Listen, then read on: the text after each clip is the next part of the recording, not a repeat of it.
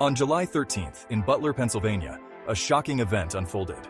The small town, known for its quiet streets and close-knit community, was suddenly thrust into the national spotlight. During a meeting, former President Donald Trump was targeted in a shooting. The event, which was supposed to be a routine public appearance, quickly turned into a scene of chaos and panic. The initial reports focused on a lone shooter, Thomas Matthew Crooks, who was apprehended on the spot. Crooks, a seemingly ordinary individual, was suddenly at the center of a national crisis. But as details emerged, questions and theories began to surface, suggesting there might be more to the story. The investigation took unexpected turns, revealing layers of complexity that few had anticipated.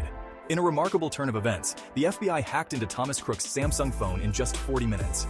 This rapid action was crucial in piecing together the events leading up to the attack. They conducted a thorough investigation of his home, school, and personal connections, uncovering a wealth of calls, messages, and photos crucial to understanding this plot. The depth of the investigation was unprecedented, with agents working around the clock to uncover every possible lead. This breakthrough has provided investigators with a treasure trove of information, shedding light on the events leading up to the assassination attempt. The data retrieved from Crooks' phone painted a picture of meticulous planning and coordination. Among the evidence, several phone calls and audio messages from Crooks are under scrutiny. These communications are being analyzed for any clues that might reveal the true extent of the plot. While classmates described him as a quiet individual, his phone paints a different picture. The messages and calls suggest a person deeply involved in a dangerous conspiracy. These communications reveal potential accomplices and a detailed timeline leading up to the attack. The level of detail in these plans indicates that this was not a spur-of-the-moment decision, but a carefully orchestrated operation. One of the most compelling theories is the possibility of a second shooter. This theory has gained significant attention and has become a focal point of the investigation. This theory gained traction shortly after the incident. Social media was abuzz with eyewitness accounts and speculation about the presence of another shooter. The second shooter theory emerged from social media buzz and eyewitness accounts that suggested another armed individual was positioned on a nearby water tower. This potential second shooter could have had a clear line of sight to the event, making the theory even more plausible. Images and reports circulated online, showing what appeared to be another shooter. These images, though grainy and unclear, added fuel to the fire of speculation. These images quickly went viral, fueling speculation and concern. The public was eager for answers, and the media was quick to pick up on the story. Let's break down the sequence of shots fired during the incident, as reported by various sources. Understanding the exact sequence is crucial to determining whether there was indeed a second shooter. Fox News provided a detailed breakdown of the shots, revealing discrepancies that hint at the presence of more than one shooter. These discrepancies have become a key point of contention in the ongoing investigation. Experts have identified multiple distinct gunshot sounds, suggesting the involvement of additional firearms. This analysis has added a new layer of complexity to the investigation. On the day of the attack, Crooks used a Hyundai Sonata with an explosive device, planning to cause a distraction during Trump's speech. This plan, though ultimately unsuccessful, shows the lengths to which Crooks was willing to go. Despite intricate planning, including scaling a building to shoot from a vantage point, an alert officer confronted him, leading to a deadly encounter. The bravery of this officer likely prevented a much worse outcome. We turn to the experts to shed light on this theory. Their insights are crucial in understanding the full scope of the incident. A renowned ballistics expert conducted an independent analysis, examining bullet trajectories and firearm types. This analysis has provided valuable information that supports the second shooter theory. Their conclusions pointed to the likelihood of a second shooter. This finding has significant implications for the investigation and the public's understanding of the event. Investigations suggest Crooks may have had support, with multiple weapons registered to his father and connections to a shooting club. These connections are being thoroughly examined for any links to the plot. The FBI continues to explore possible motives and connections, hinting at a broader conspiracy. The investigation is far from over, and new leads are being pursued daily. Media coverage and public opinion have been divided on this issue. The narrative has been shaped by various outlets, each with their own perspective on the events. Mainstream media outlets have largely dismissed the second shooter theory, while alternative media continues to explore it. This divide has only added to the public's confusion and curiosity. The public remains divided, with heated debates on social media and forums about the validity of the theory. These discussions reflect the broader uncertainty and desire for truth.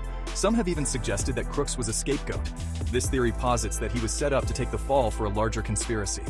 The day after the incident, Donald Trump described the bullet as the biggest mosquito in the world in a call with Robert Kennedy Jr.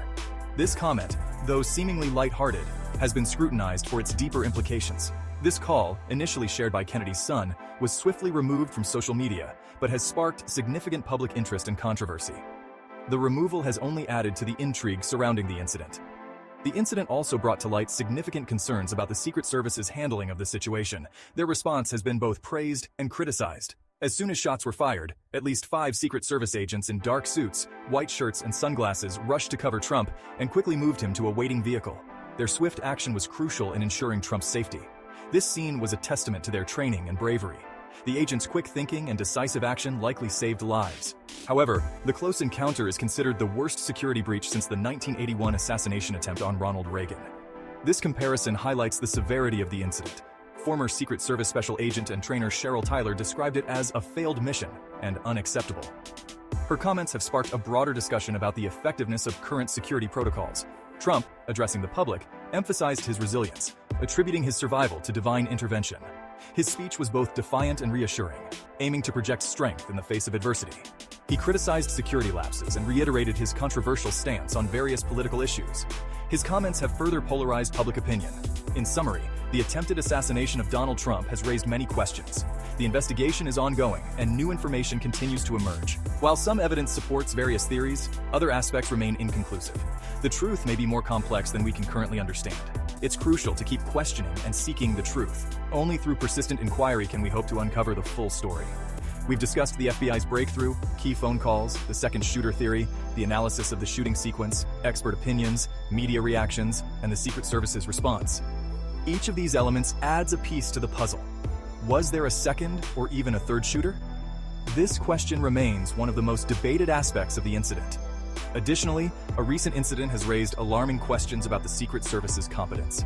Director Kimberly Cheadle struggles to explain how a potential assassin got dangerously close to a protectee. This breach highlights 3 critical issues: inadequate threat assessment, lax security protocols, and a leadership crisis within the agency. The Secret Service, once renowned for its vigilance, now faces scrutiny over its ability to adapt to evolving threats. Experts argue that a culture of complacency may have set in, compromising the agency's effectiveness. This incident serves as a wake-up call, demanding immediate reforms to ensure the safety of our nation's leaders. Now, after all these events and incongruences, a day after the congressional grilling on the Trump attack, Secret Service Director Cheadle has resigned. What changes do you think are necessary to restore confidence in the Secret Service? Let us know in the comments below. Your opinions and insights are valuable to us. Before you go, if you found value in this video, we'd be thrilled if you join our growing community. Smash that like button, hit subscribe, and don't forget to ring the notification bell. Your support means the world to us and helps us continue creating the content you love. Thanks for watching, and we'll see you in the next video.